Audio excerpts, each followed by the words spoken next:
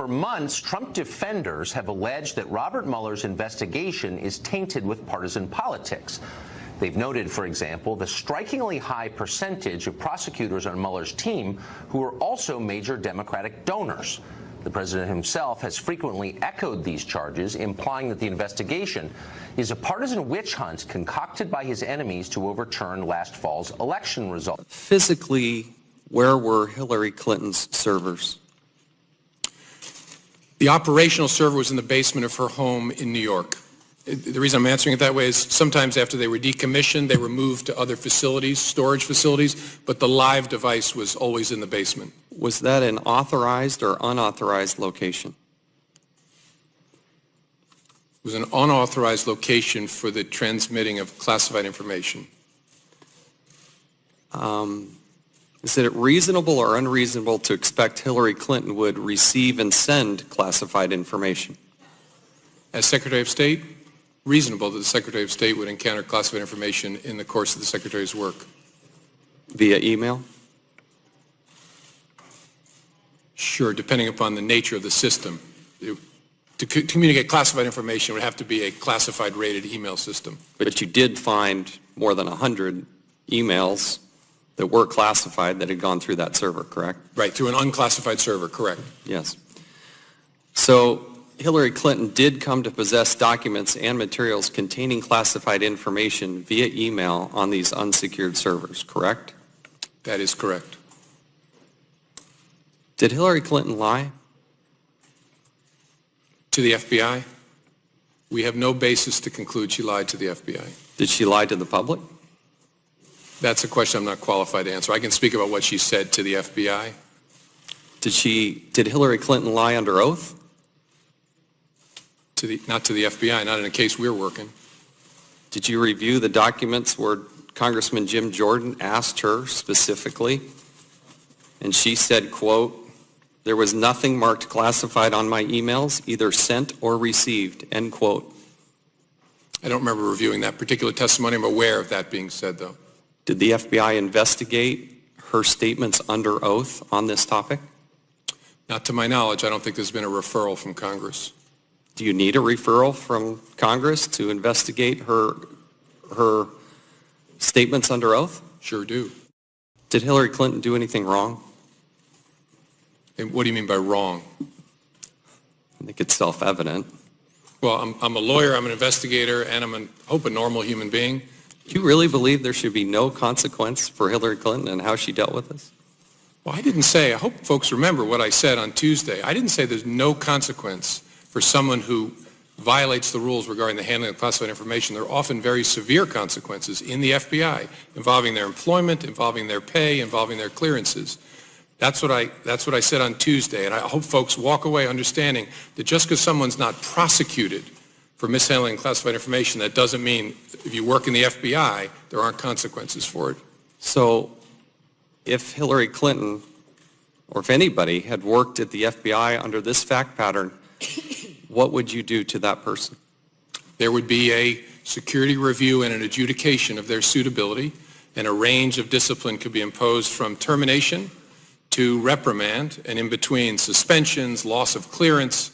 So you could be walked out, or you could, depending on the nature of the facts, you could be reprimanded. But there is a robust process to handle that. And if the FBI and the Department of Justice gave this witness transactional immunity, it is tantamount to giving the trigger man immunity in a robbery case. But it looks like they gave immunity to the very person you would most want to prosecute, which is the person who destroyed official public records after there was a subpoena and after there was a preservation order.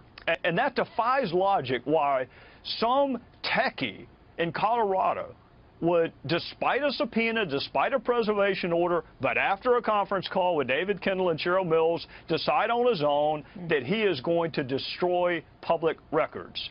And then you grant this person immunity, which means perhaps that he cannot be prosecuted. Comey's already said he's not going to prosecute anybody. We need to ask the FBI, what kind of immunity did you give, and why did you give it to the trigger man? Why did you give it to the person who actually destroyed government documents? Thank you, Mr. Chairman. Director, in your opening comments, you said this was an unusual case. I would say that's the understatement of the year. husband of the subject, meets with the Attorney General 3 days before Secretary Clinton is interviewed by the FBI. 9 people get to sit in with Secretary Clinton during that interview. One of those was her Chief of Staff, Cheryl Mills, who was the subject of the investigation. 5 people get some kind of immunity. 5 people get some kind of immunity, yet no one is prosecuted. 3 of those people who get immunity take the 5th in front of Congress, and one of them doesn't even bother to show up when he's subpoenaed. He's supposed to have been at that very chair you're sitting at. And of course, the Attorney General announces that she's going to follow your recommendations, even though she doesn't know what those recommendations are, the only time she's ever done that. So, of course, this was unusual. We've never seen anything like this, which sort of brings me to the post. I'd like to put up the post that some have talked about, which is the post by Mr. Combetta on Reddit. And you said earlier that you don't know if you examined this during your investigation, so let's examine it now. I need to strip out a VIP's address from a bunch of archived email. Basically, they don't want the VIP's email address exposed to anyone. Now, Director, when I hear the term strip out email address, I think of somebody's trying to hide something, somebody's trying to cover up something, and it sort of raises an important question from these 2 sentences. Who's the they who wants something hid, and who's the VIP who also wants something hid? Director Comey, is it likely the VIP well, actually not just a VIP, it's a very, very important person according to Mr. Combetta. Is it likely that that person is Secretary Clinton? Yes, sure. Okay, and is it also likely that the they refers to her Secretary Clinton's staff and specifically Cheryl Mills? I don't know that. Either her lawyers or some staff that had tasked him with the production. So one other thing that's important on that, if we could put that back up, one other thing that's important is the date. The date at the top says July 24th, 2014. So whenever I see a date, I'm sure you do the same thing, I always look at what's happening about that same time frame, what may have happened directly before that, and maybe directly after that. So I went back to your reports that you guys had given to us. The first report back last month, August 18th, 2016, page 15. On page 15 it says, during the summer of 2014, State Department indicated to Cheryl Mills a request for Clinton's work-related emails would be forthcoming. State Department gives Cheryl Mills a heads up that she's got to go round up all of Secretary Clinton's email. On that same page it says the House Select Committee on Benghazi had reached an agreement with the State Department regarding production of documents on July 23rd, 2014, just the day before, which I find kind of interesting. Then from your report that we got just last week, after reviewing several documents dated in and around July 23rd, 2014, Paul Combetta had a conversation with Cheryl Mills, and after reviewing a July 24th, there's that date again, 2014 email from Brian Pagliano, Paul Combetta explained Cheryl Mills was concerned Clinton's then current email address would be disclosed publicly. So, sure looks to me like it's Secretary Clinton, as you said, but also that it's Cheryl Mills and Brian Pagliano who are urging Mr. Combetta to cover this stuff up. You agree? From what you read, it sure sounds like they're trying to figure out a way to strip out the actual email address from what they produce. Well, they're actually trying to strip it all out. PST file, everything.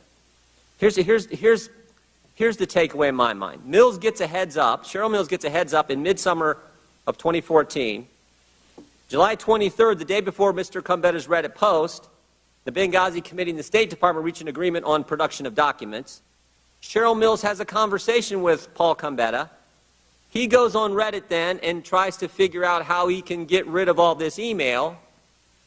Even though he's not successful then, he has to do it later down the road with BleachBit. And then the clincher. The clincher. Just last week, he's going online and trying to delete these Reddit posts. He's trying to cover up his tracks. He's trying to cover up the cover-up. So I guess the question is, and someone's asked it earlier, in light of all this, are you thinking about reopening the investigation? I may have misunderstood what you said during the question. I don't understand that to be talking about deleting the emails. I understand to be talking about removing from the from line the actual email address. But anyhow, maybe I misunderstood you. But the same guy later took BleachBit and did delete emails. Sure. Yeah. So my question is, the guy you gave immunity to, the guy who took the 5th in front of us, is online trying to figure out how to remove email addresses, change evidence, later uses BleachBit. That guy, who won't testify in front of Congress, And he has correspondence with Cheryl Mills. Cheryl Mills, a subject of the investigation. Cheryl Mills, who also got some kind of immunity agreement. Cheryl Mills, who walked out for part of the questions during the interview with the FBI. Seems to me that's pretty compelling, and the timeline's pretty compelling as well. I'm not following compelling of what? There's no doubt that Combetta was involved in deleting emails. After conversations with Cheryl Mills. He had the OSHIT moment, as he told us. And that's why it was very important for us to interview this guy to find out who told you to do that, why did you do that. That's why he was given use of it. Did you know about the Reddit post when you interviewed him? As I said earlier, I think we did. I think our investigators did. I'm not positive as I sit here. Mr. Chairman, I mean, the guy's trying to cover up the Reddit post where he's trying to figure out how he can cover up the email addresses. And I find that compelling, particularly in light of the fact that just the day before, he's talking with Cheryl Mills, and the State Department is on notice that the Benghazi Committee wants these very documents. At the conclusion of that investigation, it was apparently Strzok who changed the FBI's description of what Hillary did from grossly negligent to extremely careless. Now, the first description is a crime, the second merely a blunder. So in effect, Peter Strzok exonerated Hillary Clinton in the middle of a presidential campaign. But then he kept going. Strzok went on to sign the document, the official document that opened an investigation into Russian meddling in the election. The very same investigation the Hillary campaign was calling for at the time, the one that has now completely overwhelmed the Trump presidency. And if that wasn't enough, it was also Peter Strzok who, according to news accounts this afternoon, oversaw the FBI's interviews in January with General Mike Flynn at the White House, the ones that resulted in Flynn pleading guilty to felony charges on Friday. Apparently, Flynn had no idea he was being interviewed, and that would explain why he didn't have a lawyer present. If true, that would qualify as trickery. It would be unethical. Again, like Zelig, Peter Strzok in the middle of it. So you can see why Strzok's politically charged text to his mistress might matter at this point. What exactly did Strzok say in those texts? We still don't know the answer to that because, for reasons it will not even explain, the FBI won't tell Congress. So all the way back in August, the House Intelligence Committee sent a subpoena to the FBI asking for, among other things, information on why Peter Strzok was removed from Mueller's team. But instead of replying, the FBI simply stonewalled and said nothing. Well, that's not just infuriating, it's unconstitutional because the FBI is not its own government. It's a single agency within the executive branch of our federal government. It's accountable to, among others, the United States Congress, and therefore accountable to voters. Keep in mind, nobody elected Peter Strzok to anything. You elect members of Congress to keep people like Peter Strzok in line. Now, when people like Peter Strzok decide that Congress has no power over them, they're giving you the finger, and they're threatening democracy. That should not be allowed. And yet, amazingly, it's common. It happens literally all the time in Washington. Last summer, for example, Congress sought basic information about the infamous Trump dossier. Did the FBI pay for it or part of it? Did FBI agents believe the contents or use them to drive their Russia investigation? These are basic and central questions, and yet the FBI just ignored them. They didn't feel like answering, and they rarely do. Back in 2015, two Islamic extremists attempted to shoot up a Muhammad cartoon contest in Garland, Texas. Remember that? Later, it emerged that an undercover FBI agent knew the two shooters personally, and it even egged them on to, quote, tear up Texas. That agent even traveled with the terrorists to the scene at Garland, was present right before the attack, and tried to flee as it began. It's hard to believe that actually happened in America, but it did happen. You'd probably like to know why it happened, wouldn't you? Senator Ron Johnson of Wisconsin would like to know. He's repeatedly asked the FBI to explain why it shielded terrorists, how it could have failed to stop the shooting that happened later. And yet he still doesn't know. Senator Johnson's requests repeatedly have been stonewalled by the FBI. A year before that, in 2014, Senator Tom Coburn of Oklahoma asked the Justice Department information about the gun that the Tsarnaev brothers used to kill a police officer right after the Boston bombing. He never received an answer to that question. We could go on. There are many examples of this, but the point is clear. The FBI is out of control, and not just in the Trump investigation, but much more broadly. An agency charged with enforcing a law clearly considers itself above the law. And that's a threat to you and every American, no matter who you voted for. On what